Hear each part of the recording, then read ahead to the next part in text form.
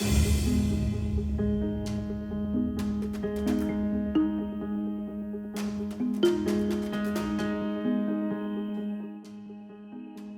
think for me, since young, I always had this thing where life is unfair. So when I saw people who I thought was not um, worthy enough to be leaders, to actually get chosen to be leaders and stuff, it's very simple things. It's like if you're older, you get chosen as a leader. If you're a guy, you get chosen as a leader automatically, compared to the opposites. So I always was like very against that. I was like, that should not be the way, and it should be on who's the best person to do it. Should be the one that gets chosen, the one who's the right person to do it. That should be the person who gets chosen to be the leader. So I had a lot of resentment many times, but then sometimes you yourself get chosen, and you wonder if it's because of these biases, or it's actually because you're worthy. So it's like, when it's other people, it's very easy to find fault. When it's you, it's like, what? Is it the fault that is causing you to be a leader as well? When I went to primary school, I was actually the child of two ex-teachers from that school. So everyone knows you. And therefore I got a lot of I had an elder brother as well, so he also was a celebrity in the school. So it's a bit unique situation. It's not like a normal kid going to school for me. Um, but I was more of the low key person. I don't like to talk to people a lot. But I think I still held leadership positions, I guess. I was in primary school, I was like the head prefect. In secondary school, it was more like I will make sure I'm in some committee and some club doing something, because it's boring to just be a member. I think I was the kind of person who's very, you have like a lot of respect for that thing, that role. I've seen people who are good leaders around me, so I was always like, wow, it's a prestige, it's a level that you have to be somebody to achieve it. In school, when you get it, it's more like they look at a bunch of 12-year-olds, they choose you. It's not really that big of a deal. But wherever you are at whatever point in life, for me it was like, it's a huge role. It's a responsibility. So I saw it as like it's like the thing to go for. Sometimes I got it, sometimes I didn't.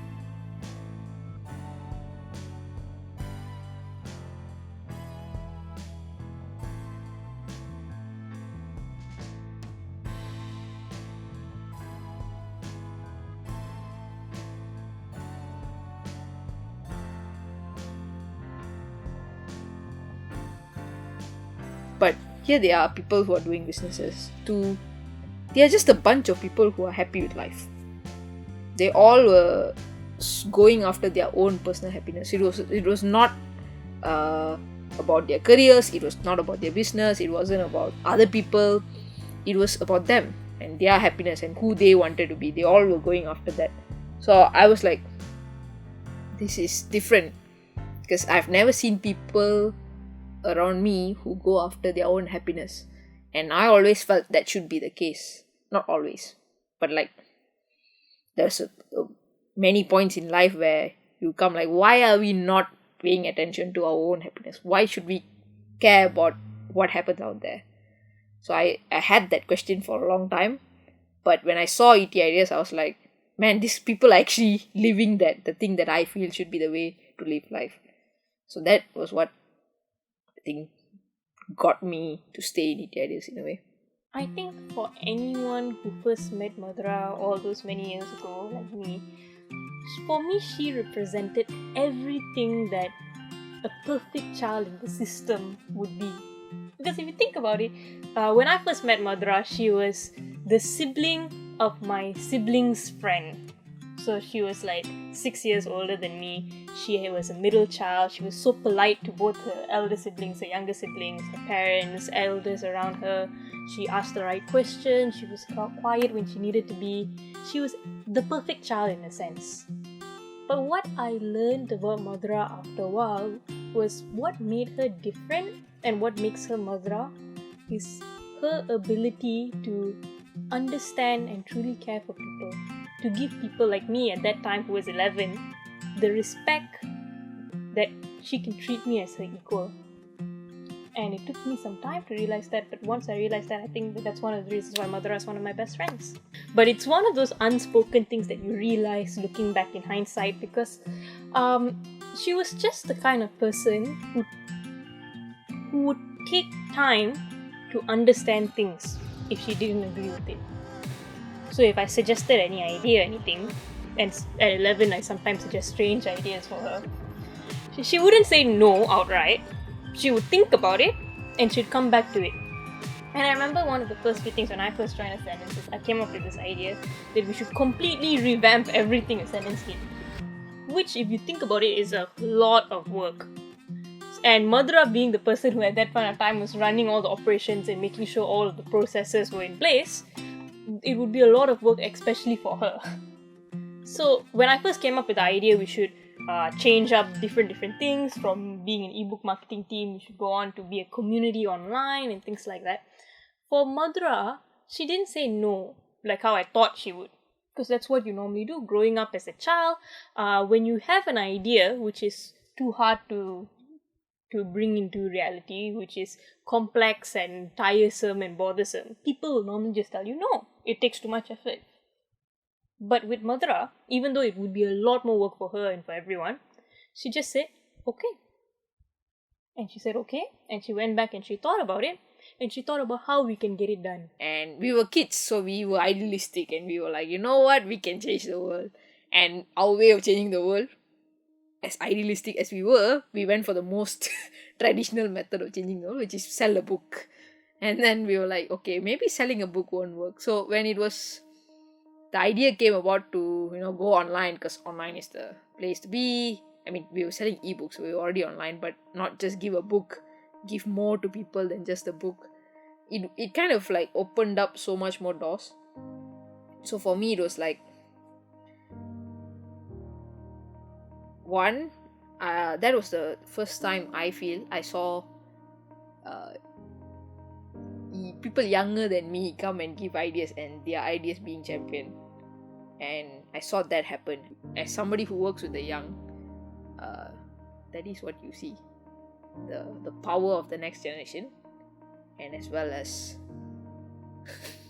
the not-so-power of your generation. I'm the oldest in the team.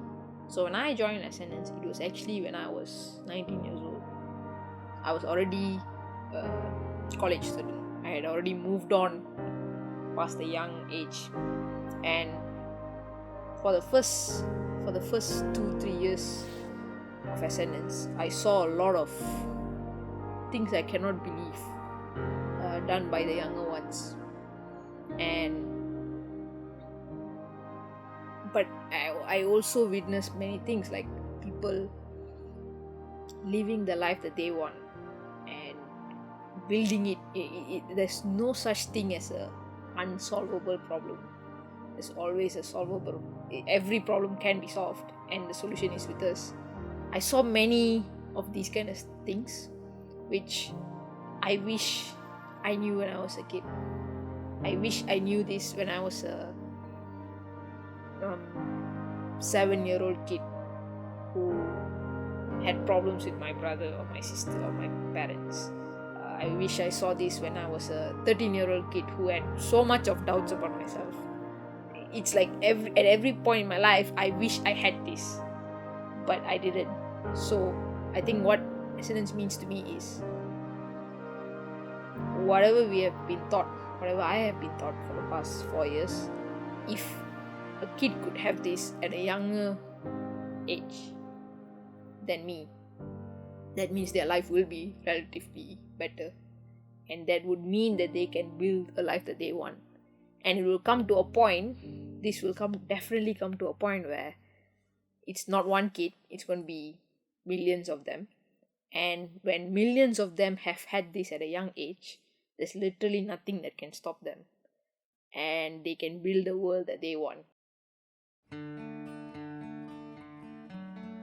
Year one was a very weird year. Year one is one of my favorite years because at that time I was 15, 16, around that age, and I was this kid, who's slowly just coming out and experiencing new things and stuff like that. And it's probably the first time, but the person who actually taught me how to edit videos, the first person was actually Mathura. So even if she didn't know much about it, she will take that effort to know. That's the beauty of Mathura. Ever since day one, that I met her, it's the fact that she knows everything that's happening in Essence. She knows part of every process that is happening in Essence. And she takes that effort to learn it. She doesn't have to learn video editing. She doesn't have to learn content aspect of it and everything like that. But she does. Because in year one was the smallest things were done, We had our crowdfunding campaign that happened, and which was something that was so amazing for us, because the first time the public bought into an idea that Essence can work. I think for me, year one was very exciting. Because the truth is, I've never had that much of excitement in my life. I've never done anything that mattered to other people other than me. So that was the first time Mathura was something more than just herself. And at that time, when we did our Facebook postings, when we did our videos, when we had our campaigns coming up and everything like that, Mathura made sure that everything that was done had some level of quality in it. Yeah. She wants to make sure that happens, because to her, it's not a job that is being done okay, I have to write an article, I write the article. It's more of, how can I do this best? If you tell what we did to strangers, or even anybody really, it's very easy to say, yeah, that one only what. Because the things we did is legit, it's so lame now if you look back. But things like, we were so proud of posting quotes on Facebook. We used to post quotes on Facebook of our mentor. It was most important job in the world. And we had a tracker for the quotes and things like that. And I used to be so obsessed with it. I will constantly, every day I'll wake up in the morning, I'll check all of my spreadsheets and my trackers and make sure they are all okay, and then chase people. And then I had this job of sending links for people to share. I'll do that without fail every day. It's these kind of small things that Mathura taught me in year one, especially because the amount of effort she took for year one, the amount of effort that she took to make sure that year one was a success, was a statement to how Essence is going to be like in the next few years. As it went along, we had our crowdfunding, we did our videos, we had our online community which was coming up at the time, because we realized that it's not just about selling a book or anything like that. It's about providing a platform for people. And then eventually when we started going into schools, even the school stuff also, she made sure that slides are prepared, everything is done, because for her, she has that genuine love for the thing that she does. And that's the best part about Mathura, at least for me, in year one. And year one is very close to me. At the beginning, it's all rainbows and magical dust and pixies and stuff. After that, you're like, the truth hits. It's you are no longer a kid. You have to take responsibility for what you have created. And if you want to change lives, and if you want to do something for people, you should buck up and take this seriously. So I was still a kid. I still was lazy. I would choose when I want to work, I'll choose not to work. It's these things that I had to change, and I realized that there's so much more for me to learn.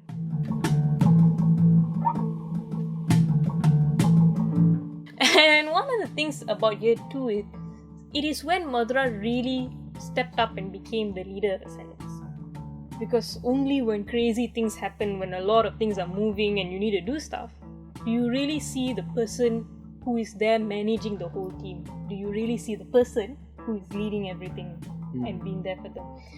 And one of the crazy things that kicked off 2017 was that we were invited as delegates to this Global Social Business Summit in Manila, and there we actually were given a slot to share about what we were doing at Ascendance and ET Ideas and things like that. And I was given that slot to share, and I was 14 years old. And again, being the youngest, it was a huge honor that this group of people entrusted me to share their message on a global stage. And I remember one thing that Mathura told me in a conversation that she learned after that conference. It was a conversation that she had between one of her mentors, Valsla, where Valsla was the informal leader of the whole group of delegates to Manila. So she would say something like, when leading a team in any project or anything, the one thing you need to do is make sure you are okay. Because if you are okay, then you will be able to manage whatever crisis, whatever situation that happens. If we're so awesome, why are we using it against ourselves? Why are we just fighting among each other when we could be sharing all of this and striving for a better place? When the world stands together, despite anything, even the sky is not our limit. So thank you, and thank you for coming.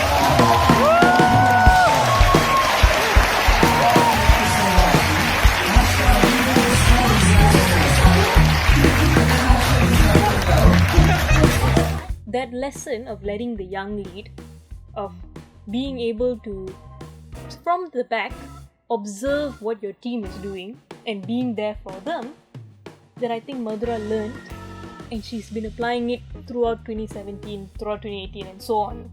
And 2017 was the year which we spoke in so many different conferences, where we met so many people from homeschools who were calling us to do programs at their places. We met with the Ministry of Education, and we were planning out how we could start our project with them in the following year. We launched ACID UZ in 2017. So many things happened, back-to-back projects. And the thing about Mathura is she put into that lesson that when many things happen, when your team is doing lots of things in different areas, you need to be able to be okay, manage them, and at the same time, walk the talk that you tell people. So for her, it was truly being the leader, not by standing in front and being the one on stage, but by sitting behind and watching as everyone was doing their job and seeing where she could be there for people, how she could make things better. And for me personally, whenever I had a conference to talk at, whenever I had anything that I needed to present, she was the one who was making sure that everything was alright, not just with me, with what I was going to say, making sure I was familiar with the audience, I was familiar with the people. And it was because she did all of those things that I was able to do my best. So that was the year where she learned how to get people to do their best, I feel. And because of that, we were our best. So at the beginning of 2017, I was very alert. Because my lesson was that you don't practice what your teachers tell you to do. So I was like, you know what? I'm gonna follow what my teachers tell me to do. So I did. Like Philippines, one of the things they'll like. Walsla was sharing about the role of a leader in Philippines when we went to Philippines, and I was so mind blown. And I was like, because I was still at that stage of like, I am going to learn kind of thing. So I all of these things which usually would make me angry and piss me off, I was trying to learn from it. And I always felt like I didn't get to learn many things that like other people will get the privilege to learn. I was not good enough to be taught these things. I am it's like you are the kid who's scoring B in the exam, so the teacher doesn't really lie on you. The A-star student always gets the attention. So I was like, forever be a B-star student, man. I'm not gonna get the A-star student thing. So for me, I was always trying to I tried my level in 2017. I tried my level best to follow what my mentors were trying to teach, so that you get more, you level up, and you learn more from them. And one is that, and two is like, if I do it right, then I won't get another crisis. I was doing most of it out of fear, actually, because I was so scared the year end of 2017 will come and something like that will happen. I remember actually at the end of 2017, when there was no crisis, surprisingly, it came later, but I actually noticed that no crisis happened, and I was like, I was holding my breath the whole year so that this doesn't happen. And in terms of learning, I learned a lot. At one point, because I put it into application, my mentors did start meeting me more often. But it was not like day one, well done Mathura, you have scored 90 today, you can start the class. No, nothing like that. It was something that grew over time.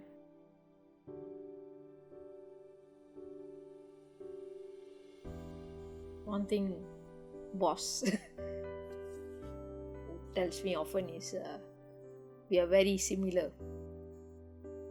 If he sees me now, he sees me when he was my age, and I do the dumb things that he did, just 10 times more lah. One of the things that it's very hard for me to, like, I think I understand but I don't actually. It's like, how can anyone be so kind and actually care about everybody else more than themselves? So, but I have always wanted to be that person, because since young, it's before Ilango Tiago was a character in my life, I liked people like that. You like superheroes because superheroes care about other people's lives more than their own. And ironically, I was a big fan of like Princess Diana and people like that. So those kind of people.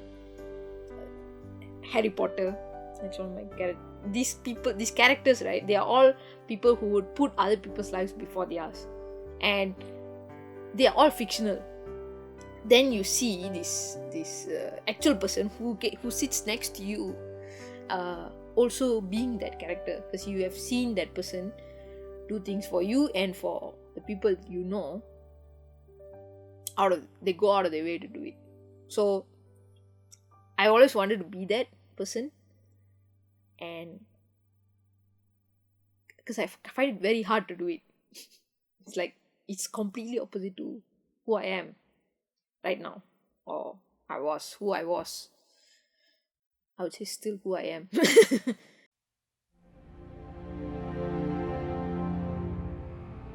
Year 3 for Ascendance was, I think, a shock for us, because it's something we never anticipated. Prior to that, the previous years were just still stuff within our reach, within our understanding and capacities. Year 3 was like a totally new, it's like you graduated, primary school students going to college like that. Suddenly you took a joke like, oh my god, what is this environment? So working with government schools, working with so many students one-on-one every month, working with the ministry, working with principals, that was new to all of us. And I think what Mathura did was give us guidance and direction. Something I really admire about Mathura, the fact that if she's not so fearful of making mistakes. She makes decisions, and if it's a mistake, she accepts it, she takes ownership of it, she moves on. She doesn't dwell on it, or she doesn't feel guilty and say, I'll never make decisions again. So like that's something it's an admirable thing about her, because even today I still struggle with like giving my opinion and sticking by it, because I'm like, what if it's a mistake? Suddenly the CEO word became such a big deal. Because before that nobody cared at all, but suddenly it mattered, and next thing you know, I have to speak in press. I hate speaking in public, and I had to say something in BM next to the deputy minister, and I nearly lost my mind. And then not enough, they made me talk every week after that in some school stage. But it's like, it was very uncomfortable, but it was also mind-blowing. And then here you are going to each school, meeting kids. The thing that we had wanted all this while, which is to reach out to as many youngsters as possible, we saw a glimpse of it in 2019. You have thought about it for so long, but suddenly you see it. It's mind-blowing, but you also realize you're not ready for it. I'm like, I wasn't ready for it. When they're conducting the program, when they talk, they feel relatable to my daily life and what I usually do again. And I've learned today that we're supposed to believe in our dreams, and one day we can actually make them into reality, and we have to practice them. It takes time, and I think it's possible. Ascendance has been doing a great job the whole time right now. Like, they've been supporting everyone. Being in front of everyone, speaking as an MC was really nerve-wracking for me. But with Ascendance support and all my friends, I made it through quite well. When they first came to this school, I was a bit skeptical of how they would do things and what they were gonna do, but also intrigued by their ways. To be honest, they inspired me to like do things I've never done before and been wanting to do. Pretty glad I met everyone at Ascendance, and I love Ascendance. Year 3 for me, as much as it's a beautiful year, which it really is, it's very overwhelming that I think it became very hectic for me, because it's like so much chaos. Suddenly, whoa, new thing, you don't know how to handle. And to a certain part of it, I think a lot of it became routine for me. So I didn't look at it like, oh yeah, it's more like, oh my god, I have to do it again. It became like a job and a chore. When you forget the bigger picture, and when you actually grow and achieve some success, I feel like that's when your true teamwork is tested. At the beginning, everyone's very nice. You know, they say beginning of a relationship, you'll act good. So I acted very good at the beginning of getting this role, because it's something I've always wanted. So when I got it, I was like, I will do it justice. I will do the right thing and all of that. So at the beginning, it was fine, but eventually it got to me, because it's simple things like somebody will come for a meeting 10 minutes late, and it usually is not a big deal, but for me it is a huge deal if somebody comes late 10 minutes to something. So the thing is, because I'm trying to keep up that thing, right? Like a good leader will be diplomatic, will understand what their teammates are going through, so I just keep quiet. And then what happens is it builds up, and next thing I know, I'm very, very angry at everyone. I just didn't want to talk to her, communicate with her. I just didn't want to be in just talk to her. I was like, no, it's just unapproachable. And I always had the feeling like she didn't like me. But little did I see that actually I was challenging every move that she made, because I just thought I was better at doing it. I went back into who I was before, which is not the Mathura who was in the beginning of Ascendance. At the beginning of Ascendance, it's because it's something so new. I was so in awe all the time and excited all the time. But the Mathura before Etiades and Ascendance was very angry at everything. Everything was calm in year 1 and year 2, because the honest truth is, we didn't do much. We did stuff that was still within our control. When situations are tense and they get heated, that's when you work it out and then you grow as a team. She would make a decision that I wouldn't understand. I cannot see bigger picture, especially not as good as Mathura. I only see like the small picture, and that one also I demand that I am right. If it was left to me, I would have failed the round 1 itself and gone back home. So every time there's always somebody. Many times it's Ilopatyagu, but if it's not him, there's always somebody else from Etiades who will basically come and knock my head lah. and show me why I am actually extremely lucky to have what I have. Because to remind me that a long time ago, not so long, but like 5 years ago, this is exactly what I wanted, what I craved for. Now you have it, you're wasting it by doing your unnecessary nonsense. So they'll knock my head and say, this won't last if you keep doing this. And I'm like, oh, okay. You think you have got it. So the first time I screwed up big time, and somebody knocked my head and say, you know what, you need to sort this out. And I'm like, oh yeah. So I sorted it out. Then the next wave came and I'm like, oh my god, this is bigger than the last one. What is this? So it keeps coming back. But I guess I'm just extremely lucky that the people still would actually make time for me in their lives, because it's not like all of us have so much time to live. Being a leader, I've always thought it's something nama marua, like, you know, it's your given right, like Mathura. I've always thought of it as a given right. It's a respect thing, and it's something like, you know, I'm entitled to. Something that I read, it's painful to say, but it's very hard to be a leader. I know nothing close on how it's like to be a leader. And somehow she just knows what to do. I honestly don't think I would like to be in Mathura's shoes, because even today, being SNS's CEO is the hardest job on the planet to manage us three jokers and a billion more. But the fact that she's still sane, and despite all her experiences in life, still encourages and supports us no matter what hardship she goes through. She doesn't show it to us. She still encourages us with faith. That's the reason why the three of us are able to fly.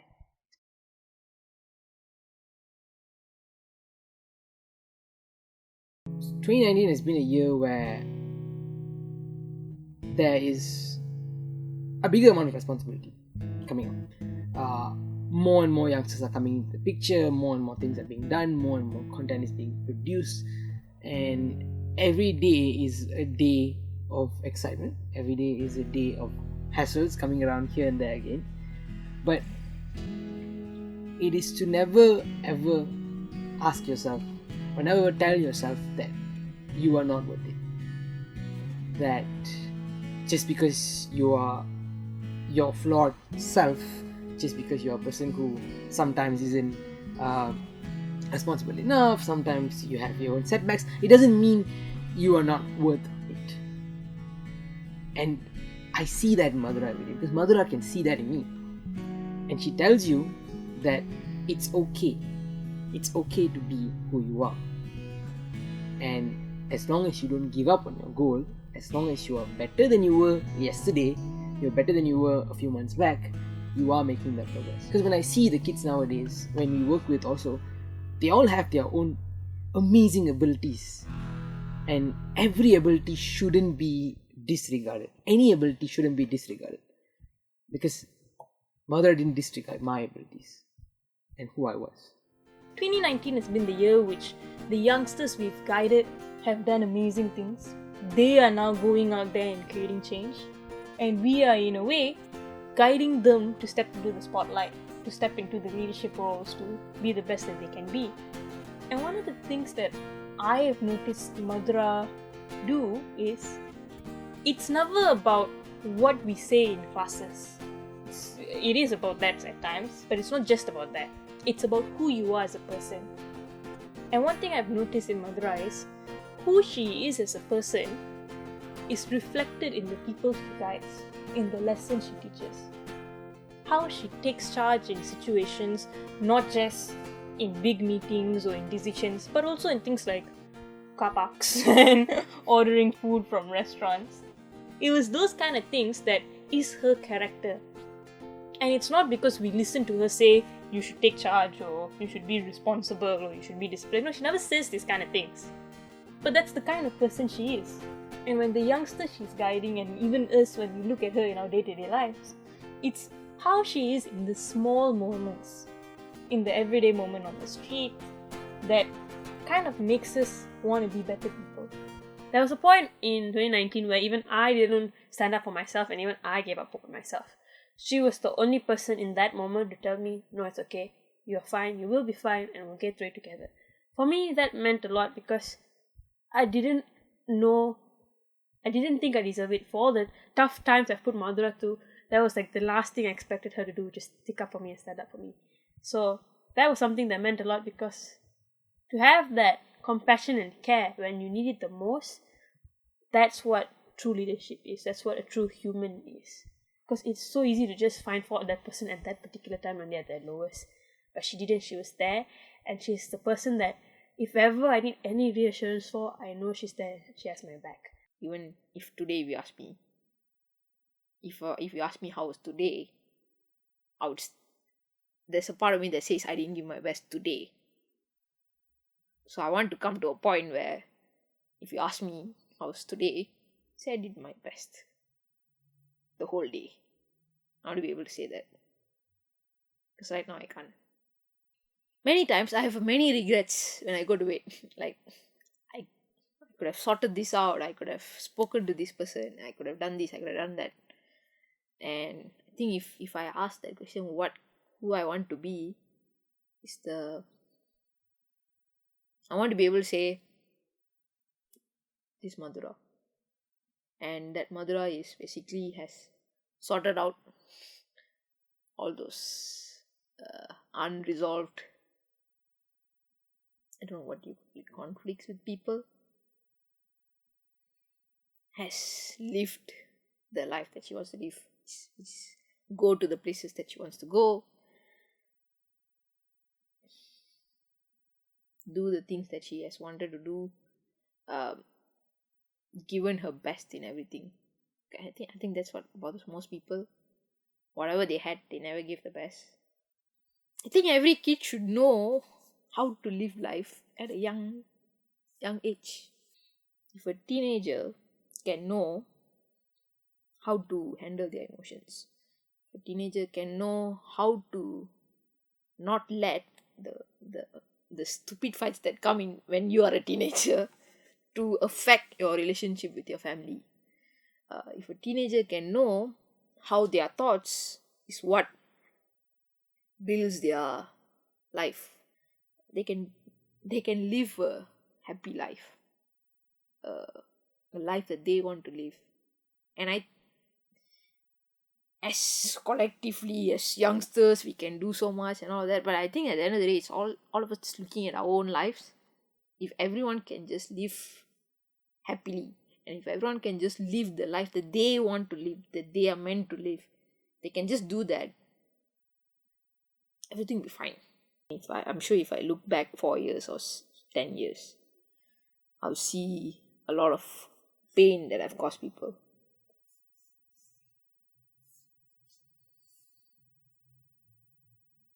For me,